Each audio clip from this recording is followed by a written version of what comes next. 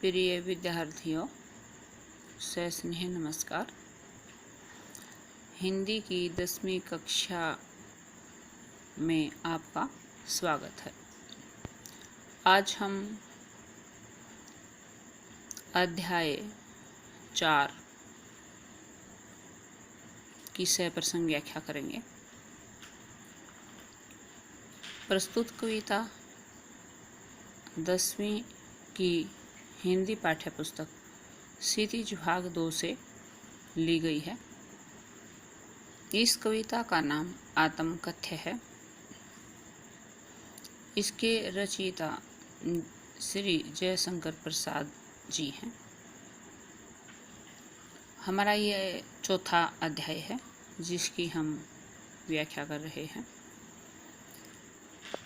मुंशी प्रेमचंद जी ने लगभग 1932 में एक हंस नाम की पत्रिका छापी थी और छापते थे। उन्होंने जयशंकर प्रसाद जी से आग्रह किया कि वो अपनी आत्मकथा लिखे और उसे हंस पत्रिका में छापा जाएगा। जयशंकर प्रसाद जी के मित्रों ने भी उनसे काफ़ी आग्रह किया, रिक्वेस्ट की कि वो अपनी आत्मकथा लिखें। उन्होंने जयशंकर प्रसाद जी ने आत्मकथा लिखने से मना कर दिया और उसके जवाब में उन्होंने आत्मकथ्य लिखा जो 1932 में हंस पत्रिका में छापा गया। इस कविता में कवि अपने विषय में अपने दोस्तों से, अपने मित्रों से उपालंब भी देते हैं और कुछ बातें अपने जीवन की बताते हैं। मधुप गुनगुनाकर कह जाता कौन कहानी यह अपनी, मुरझा कर गिर रही पत्तियां देखो कितनी आज घनी। कवि इन पंक्तियों में कहते हैं कि मधुप भंवरा मन को भी कहा जाता है, क्योंकि भंवरा जिस प्रकार से फूलों के ऊपर मंडराता रहता है, गुनगुनाता रहता है। काले रंग का एक भंवरा आपने देखा होगा जो फूलों के ऊपर घूमता रहता है, गुनगुनाता भी रहता है, आवाज़ भी करता रहता है। उसी प्रकार से हमारा मन है, वो गुनगुनाता रहता है, हमेशा चलता रहता है, कुछ कहता रहता है, बाहर सुनाई दे ना दे, समझ आए ना आए, लेकिन मन ही मन में बोलता रहता है, गुनगुनाता रहता है। कहते कि जो मन रूपी भंवरा है, गुनगुना कर कह जाता कौन कहानी अपनी, गुनगुनाता रहता है और अपने जीवन की कौन सी कहानी कह जाता है ये समझ नहीं आती, क्योंकि वह खोल कर बाहर नहीं कहता, मन ही मन गुनगुनाता रहता है। मुरझा कर गिर रही पत्तियां देखो कितनी आज घनी। लेकिन इतना समझ में आता है कि मुरझा कर गिर रही पत्तियां, आज जो पत्तियां हैं, उपवन में जो पौधे हैं जिनमें फूल लगते हैं पौधों के, उनकी पत्तियां मुरझा मुरझा कर गिर रही हैं। देखो कितनी आज घनी, देखो आज इनकी संख्या कितनी अधिक हो गई है। अर्थात इसका आशय है कि कवि के जीवन में बहुत अधिक निराशाएं, दुख, असफलताएं रही हैं। मुरझाकर पत्तियों का गिरना, इच्छाओं का मर जाना, दुखों का आना, असफलताएं प्राप्त होना अर्थ होता है। तो कवि के जीवन में कवि बताना चाहते हैं कि बहुत सारे दुख आए हैं, अनेक कष्ट उन्होंने झेले हैं, असफलताएं झेली हैं। इस गंभीर अनंत नीलिमा में असंख्य जीवन इतिहास यह लोग करते ही रहते हैं अपना व्यंग्य मलिन उपहास। इस गंभीर अनंत नीलिमा में कहते हैं ये जो गंभीर अनंत, जो जिसका कभी अंत नहीं होता, ऐसी नीलिमा, ऐसा जो आकाश है, उसमें असंख्य जीवन इतिहास, असंख्य जिसकी कोई संख्या नहीं है, बहुत अधिक संख्या में जीवन के इतिहास लिखे गए हैं। इस अनंत आकाश की नीलिमा में असंख्य जीवन रूपी इतिहास लिखे गए हैं। यह लोग करते ही रहते हैं अपना व्यंग्य मलिन उपहास, और उन्हें पढ़कर, इतिहास को पढ़कर, जीवन की गाथाओं को पढ़कर लोग क्या कहते हैं, यह लोग करते ही रहते हैं अपना व्यंग्य मलिन उपहास, कि ये लोग अपना ही उपहास करते रहते हैं, अपने ऊपर ही व्यंग्य कसते रहते हैं। व्यंग्य भी कैसा, मलिन, मलिन व्यंग्य, अपना ही, अपने ऊपर ही कटाक्ष करते रहते, अपना ही उपहास उड़वाते हैं। तब भी कहते हो कह डालूं दुर्बलता अपनी बीती, तुम सुन कर सुख पाओगे, देखोगे यह गागर रीति।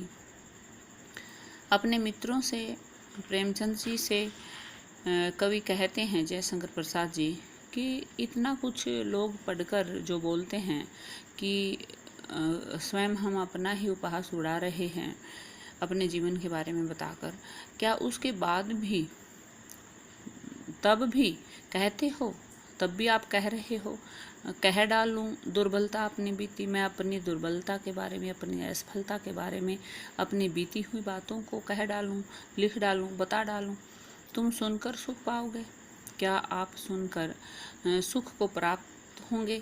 दुख की बातें हैं मेरे पास और मैं अपने दुख की कहानी कहूँगा, तो क्या आप मेरे दुख की बातें सुनकर सुखी हो पाओगे, नहीं। दुख की बातें सुनकर तो व्यक्ति का स्वभाव है वह दुखी ही होता है। देखोगे यह गागर रीति, और आप क्या ये गागर जो रीति है, मेरा जो घड़ा है वो खाली है, मेरा मन रूपी जो घड़ा है, मेरे पास सीधा सादा सा जीवन है, उसके बारे में आप जानकर, देखकर क्या खुश रह पाएंगे। क्या गागर रीति का अर्थ है खाली मटका, खाली मटके का अर्थ है असफल जीवन। कहते कि मेरे असफलता के बारे में जानकर क्या तुम सुख पाओगे, किंतु कहीं ऐसा न हो कि तुम्हें खाली करने वाले, अपने को समझो मेरा रस ले अपनी भरने वाले। कहते हैं कि मेरी बातों को जानकर, मेरी आत्मकथा को जानकर कहीं ऐसा न हो कि आपको तुम ही खाली करने वाले, अपने को समझो, अपने को, अपने आप को समझने लगो कि आप ही मेरे जीवन को खाली करने वाले हो। क्योंकि मेरी जो स्मृतियाँ हैं, मेरी यादें हैं जो मेरे पास हैं, यदि उन सभी घटनाओं को, उन यादों को मैं आपको बता दूंगा तो मेरी गागर खाली हो जाएगी। मेरा रस ले अपनी भरने वाले, और मेरी बातों का रस ले लेकर तुम अपनी गागर को भर लोगे। कहीं ऐसा तो तुम्हें कल दोषी महसूस ना हो। यह विडंबना आरी सरलते तेरी हंसी उड़ाऊं मैं, भूलें अपनी या परवंजना औरों की दिखलाऊं मैं। कहते कि ये विडंबना होगी, दुर्भाग्य होगा मेरा कि अरे सरलते, अरे ओ सरल स्वभाव वाली मेरी प्रिय, तुम्हारी हंसी मैं कैसे उड़ा सकता हूँ। मैं तुम्हारी हंसी नहीं उड़ाऊँगा। तुम्हारे विषय में जो मेरी बातें हैं और तेरी और मेरी जो बातें हैं, जो मेरी स्मृतियाँ हैं, मैं वो किसी को बताना नहीं चाहता, क्योंकि लोग हंसी उड़ाएंगे। भूलें अपनी या परवंचना औरों को दिखलाऊँ मैं। कहते हैं मैं अपनी भूलों का वर्णन करूँ, भूलें जो मैंने भूलें की हैं, या औरों की प्रवंचना। प्रवंचना होता है धोखा देना। कहते दूसरों द्वारा, दूसरे लोगों द्वारा जो मुझे धोखा दिया गया है वो दिखाऊं, या मैं अपनी भूलों का वर्णन करूं। उज्ज्वल गाथा कैसे गाऊं मधुर चांदनी रातों की, अरे खिलखिलाकर हंसते होने वाली उन बातों की। कहते उज्ज्वल जो मेरी गाथा है, मेरी गाथा बड़ी उज्ज्वल है, उसे मैं कैसे गाऊं, किस प्रकार से गा सकता हूँ, कैसे बता सकता हूँ। मधुर चांदनी रातों की, मेरी जो चांदनी रातें हैं जो मेरी, वो बड़ी मधुर हैं, बहुत प्रिय हैं।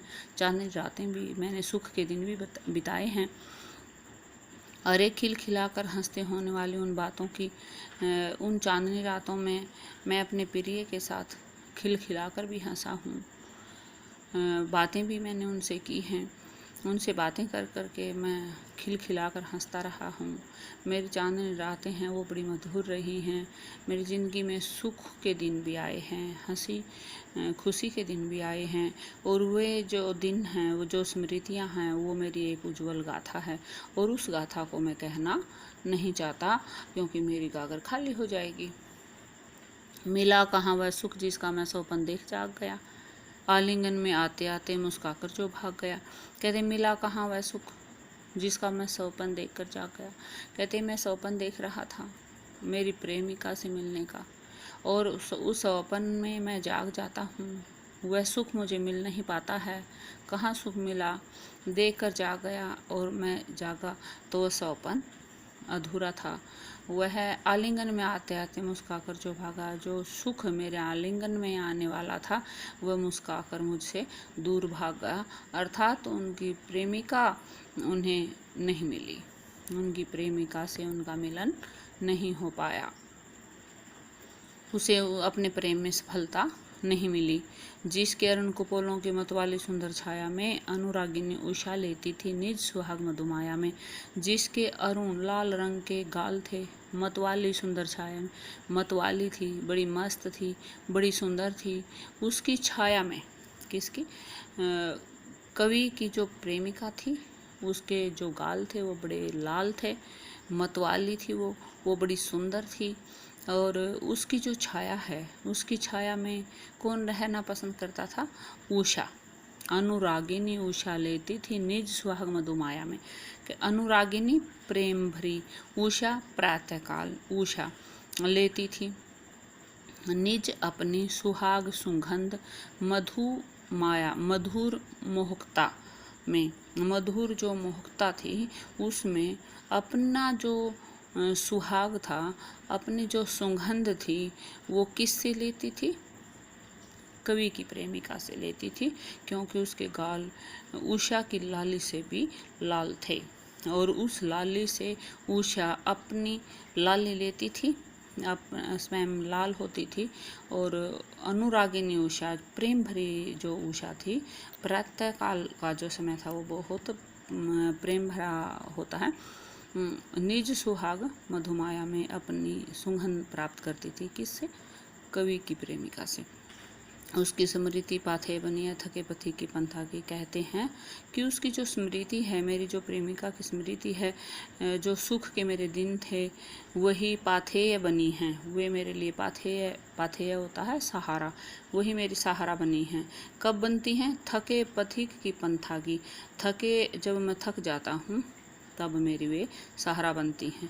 जिस प्रकार से थके हुए पथिक राहगीर की, थके हुए राहगीर की, पथिक राह पर चलने वाला राहगीर जो थक जाता है, पंथा राह है, पंथ पथ रास्ता, कहते रास्ता थके हुए पथिक का जिस तरह से सहारा बनता है, उसी प्रकार से जो मेरी स्मृतियाँ हैं मेरी प्रेमिका के साथ, वो भी मेरे सहारा बनती हैं। सीवन को उधेड़ कर देखोगे क्यों मेरी कंथा की। कहते सीवन को उधेड़ कर, सीवन सीली हुई को उधेड़ कर देखोगे क्यों मेरी कंथा की। कंथा गुदड़ी, कहते मेरी गुदड़ी जो सील दी गई है उसको क्या तुम उधेड़ कर देखना चाहते हो? अर्थात जो मेरी स्मृतियाँ हैं वो शांत होकर सो गई हैं, वो चुपचाप मेरे मन में बसी हुई हैं। क्या तुम्हें उन्हें दोबारा से उधेड़ना चाहते हो? उन्हें दोबारा से याद दिलाना चाहते हो जो चुपचाप हैं? छोटे से जीवन की कैसे बड़ी कथाएं आज कहूँ। क्या यह अच्छा नहीं कि औरों की सुनता मैं मौन रहूं। कहते मेरा जीवन है वो बड़ा छोटा सा है और उसकी कथा बहुत बड़ी नहीं है। बड़ी कथाएं मैं कहाँ से कह सकता हूँ? कवि कहते हैं क्या ये अच्छा नहीं कि औरों की सुनता मैं मौन रहूं।